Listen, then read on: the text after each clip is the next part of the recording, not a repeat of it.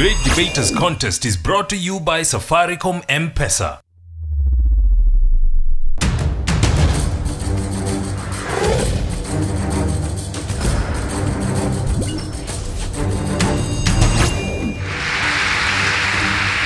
We're representing Mombasa region right now, and I am Austin Yambok for the Great Debaters Contest. I am Mariam Bishar, and today we have St. John's going versus Puma, and they're debating on whether cashless systems will be the greatest step in fighting corruption. We'll let the debaters take the stage now. Proposer number 1, you have 3 minutes. I do believe in a society of honest and hard work, not of corruption and crookedness.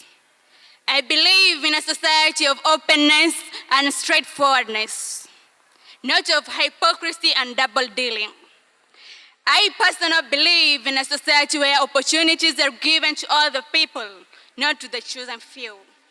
I am Faith City from St. John's Girls Secondary School, here to propose the motion that says cashless transaction is the greatest step towards ending corruption. And the question that you're asking yourself is, what is cashless transaction? Cashless transaction, these are dealings whose payments is made in the form of smart cards, the use of M-Pesa pay bill, the use of swipe machines, and the credit cards. And what is corruption? Corruption is the misuse of power that is entrusted to a person for personal gain. I'd like you to join me to see how cashless transaction will enable us as a country and the world at large to curb corruption in the world. First of all, corruption manifests itself in many forms, one of which being bribery. And what is bribery? This is where money is given out for a favor to be done. Let's have a view of our roads, the matachus, drivers, and the matatu conductors. We realize that once we pay these conductors using hard cash, they will be able to carry out corruption. How? This is it. When they walk on the roads, they're driving their cars, and they come to the traffic police, and they found that these people are in the wrong side of the law. These people will be able to take out the money and give it to the traffic police, and no trail will be left for anyone to investigate what happened. But we realize when we use cashless transaction, like we pay money through M-Pesa, these conductors will not have money in their pockets. They'll not be able to pay the traffic police. So they'll have to send the money maybe through M-Pesa. When you send money through M-Pesa, a trail will be left behind where people can investigate. This payment was made. Why was it made for?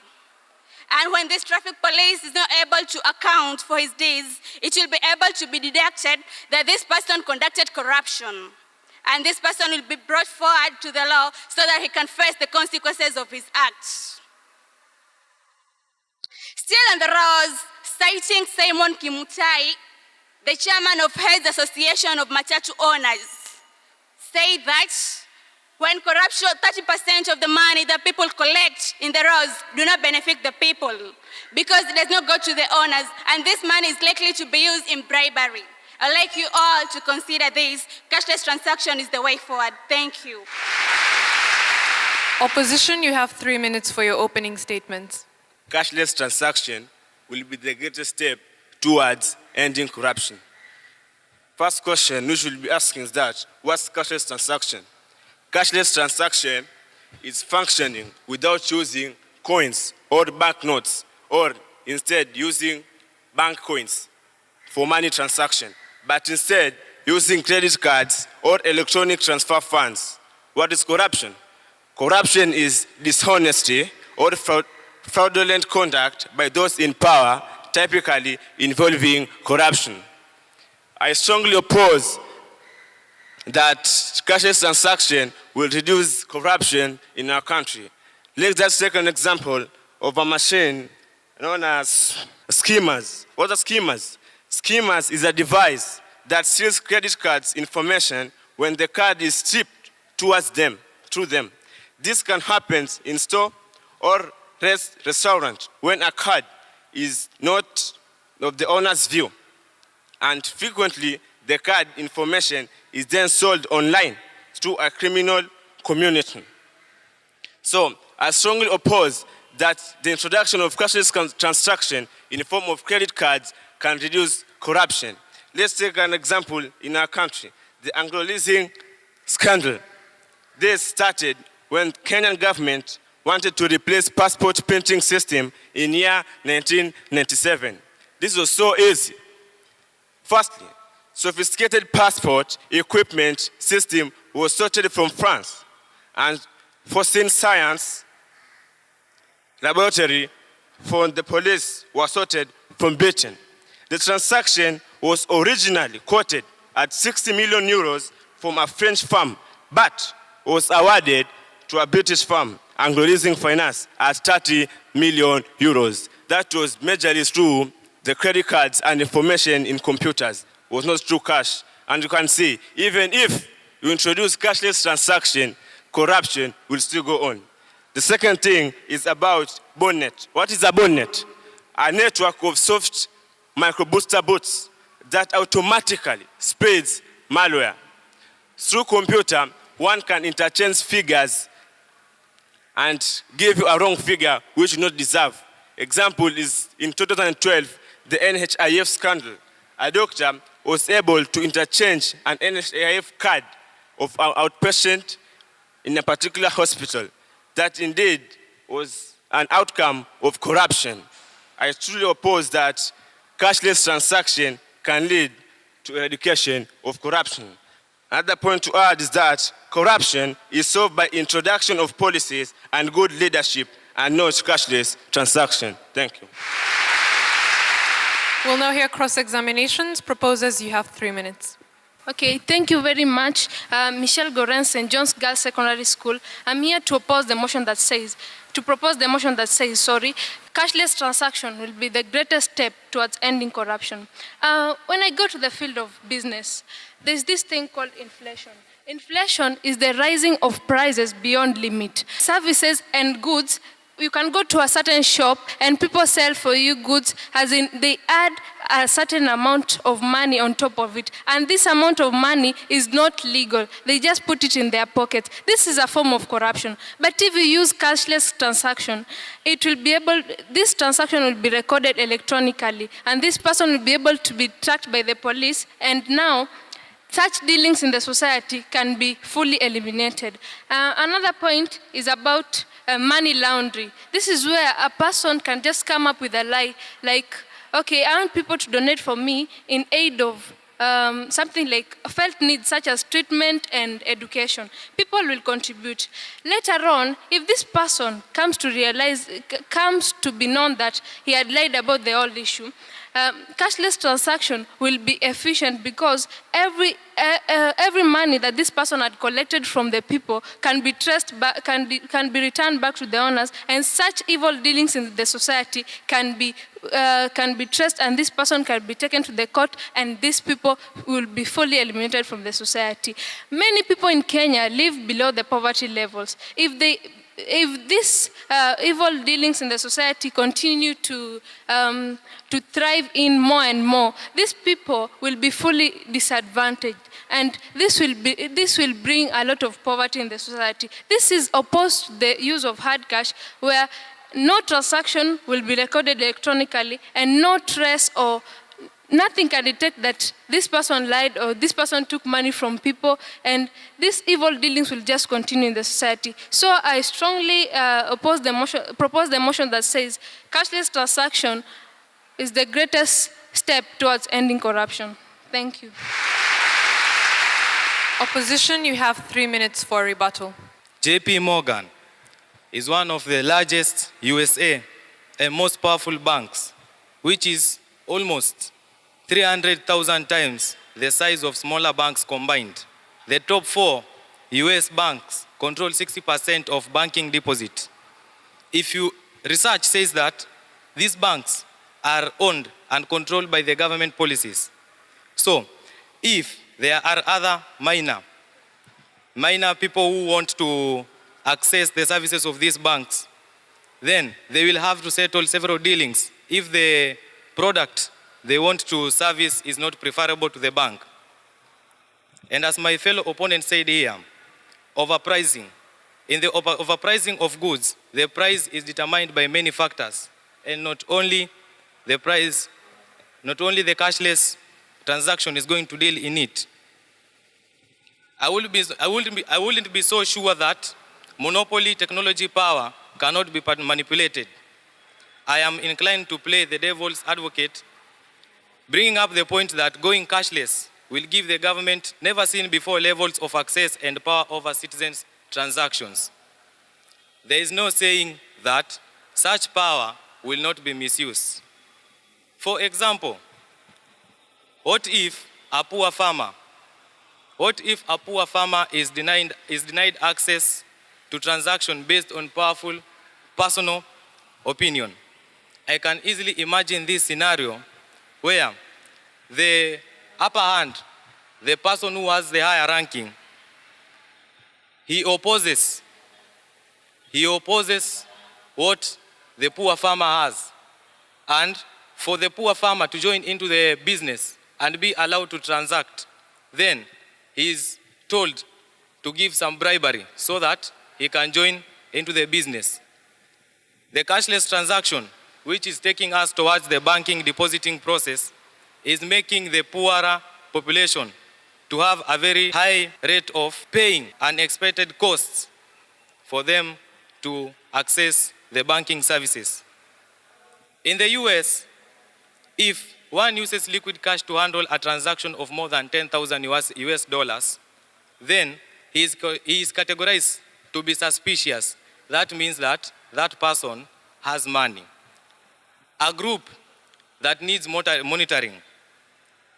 In such a case, then it will take the officials of the bank to say that that person using liquid cash, and that cash could be used in the cashless transaction, he has some unfavorable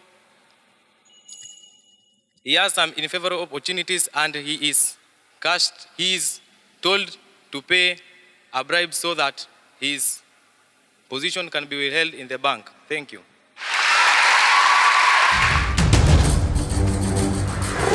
The benefits that M-Pesa has provided me for as a subsidiary of Safaricom Kenya is that it has enabled my parents to transfer money from their accounts to my school's bank account, therefore enabling me to have school fees so that I can learn in school. Take part in the M Challenge by sending your short song, rap or poem about Safaricom M-Pesa on WhatsApp, and you could win 1,000 shillings in Safaricom airtime.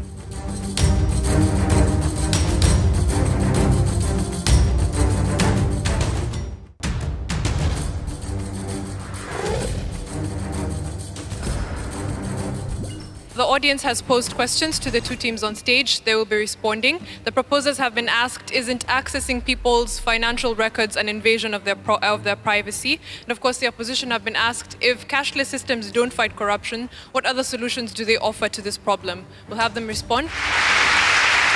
Proposer number 3, you have 3 minutes. Thank you very much. My name is Eva Munga from St. John's Girls Secondary School. I'd like to answer the question from the boy from Aldina. I didn't get the name. This is how it goes. You've asked that if going into other people's their accounts, it's a form of privacy. We agree it's privacy, but this time we are dealing with corruption. What if you're one of the victims of the corrupt system? What if you're one of the victims that a person tried to hack your account and take all the money? Are you not going to complain to the services that our country is insecure?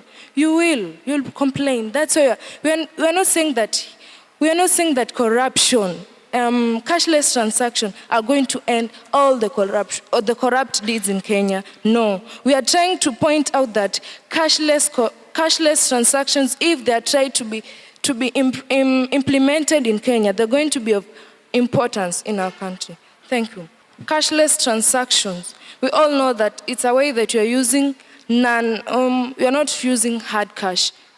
This is whereby if a person tries to lie using fake currency in a place like the bank, that person is likely to be caught and will be able to we are going to be able to control fake currency in the bank, because there'll be a machine which will be used to trail if this, to detect that currency if it's fake or the one which we use.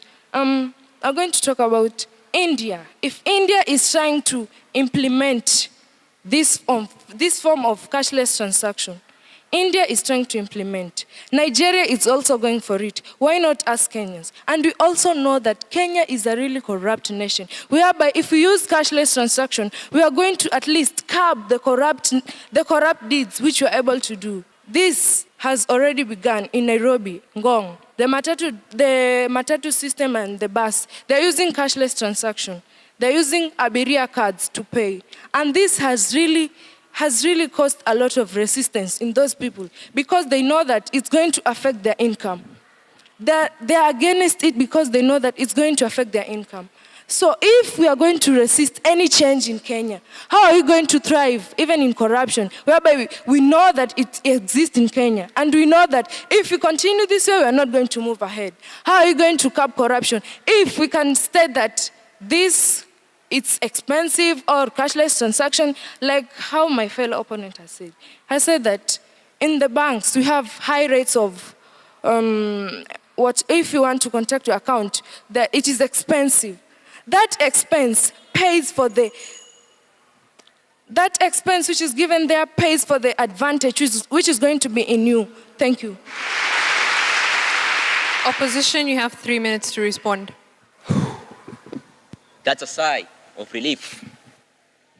The question is, when is our country going to offer that, saying that at least corruption has ended, or at least there is reduction in corruption? My name is Baraka Lwanga from Puma Secondary School, ready to strongly oppose the motion that says cashless transaction will be the greatest step towards ending corruption. First, I'll try to answer the question posed to me by the audience. We were asked that if cashless transaction is not the solution, what are the solutions? We should not blame corruption on using cash. It is the same analogy being used when someone commits a mistake and then blames the devil of committing the mistake. So, cashless transaction is not a solution, and it's not even a step. Instead, it will be like putting off a paraffin-induced fire using petrol.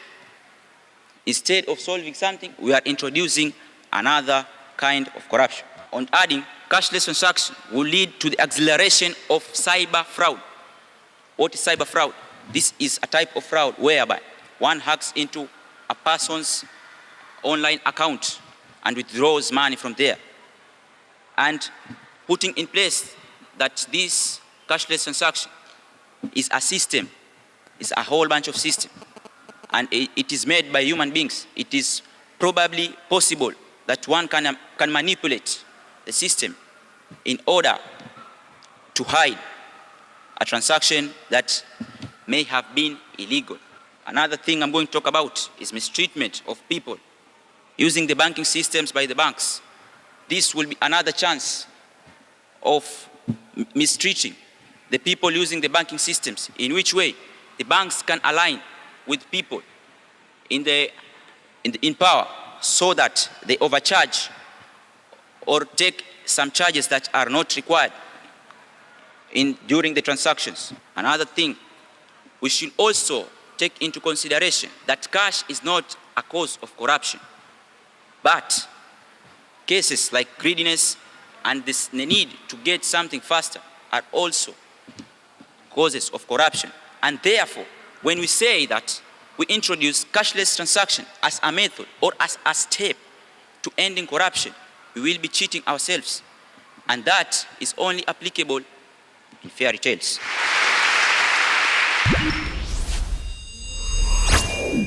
We'll hear closing statements now. Proposers, you have 1 minute.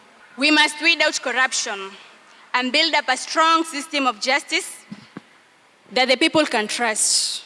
And one of the methods of curbing corruption in our country is using the cashless transaction. We don't imply that cashless transaction will reduce corruption completely, but should be a step towards ending corruption. And my fellow opposers, who are saying that cashless transaction can't reduce corruption. You could at least give us ways which we can see that corruption can be curbed in our country, rather than telling us that corruption cannot be curbed using cashless transaction.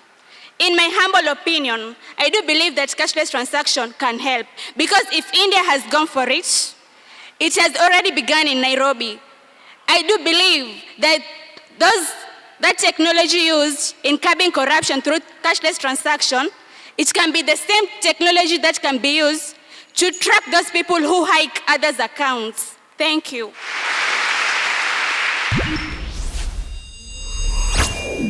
Opposition, you also have a minute. I'll use the same example of India that the proposers had used. In India, they are using both cashless transactions and cash, liquid cash. But the scale at which the cashless transactions are going on is higher than the cash. But a question I asked myself, why is the rate of corruption high? And yet they are using the same cashless transaction. We are saying it will be the greatest step towards ending corruption. There are people in this world who cannot do without corruption. It's like their basic human want. And therefore, when we try to enforce cashless transaction, corruption will also go cashless due to what? The manipulation of the systems and many other factors. Thank you.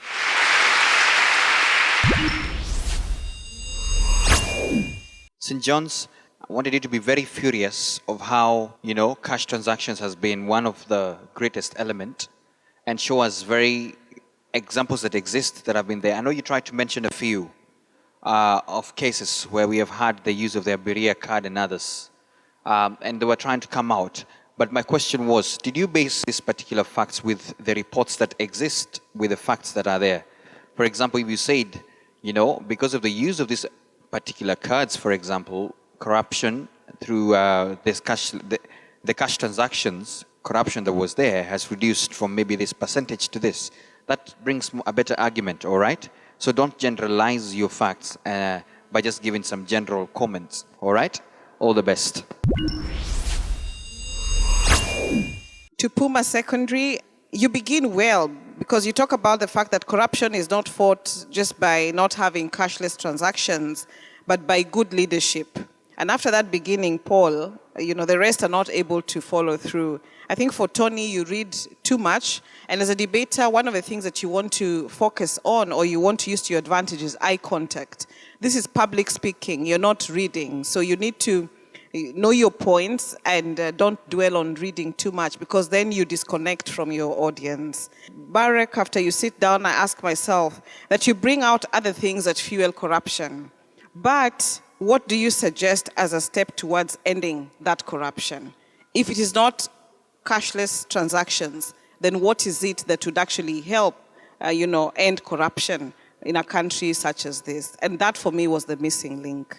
All the best to the two schools. Allow me to say content was not well mastered. Good, you've made it to the GDC team. You'll go back to your schools, but try and sit down and ask yourselves, how can we make our teams better? At the same time, watch the Great Debaters Contest. Those schools that have succeeded, what have they done? If we talk about mastery of content, what have they done in their mastery of content? And above all, delivery. At one point, I just told Baraka, I think you've forgotten that you have an audience. You're almost speaking to yourself, not really knowing that you have an audience that is listening to you and you intend to convince the audience. There's a lot we need to do as debaters in order to grow. This was a fair start, but I believe we can make ourselves better in the next presentations. We have Puma Secondary School with 60.8%. Please give them a round of applause. St. John's Girls. The judges saw it fit to award you 61.9%. You're our winners for the debate. Bravo to St. John's Girls, and of course Puma put up a spirited fight. We'd like to thank them for giving us such a wonderful debate. We'd like to thank our viewers as well for tuning in. Remember to follow us on Twitter at Great Debaters EA and on all other forms of social media. And a special thanks goes to our sponsor, Safaricom M-Pesa, and to KBC Channel 1. I have been your host, Mariam Bishar. And I am Austin Nyambok. Catch you next time.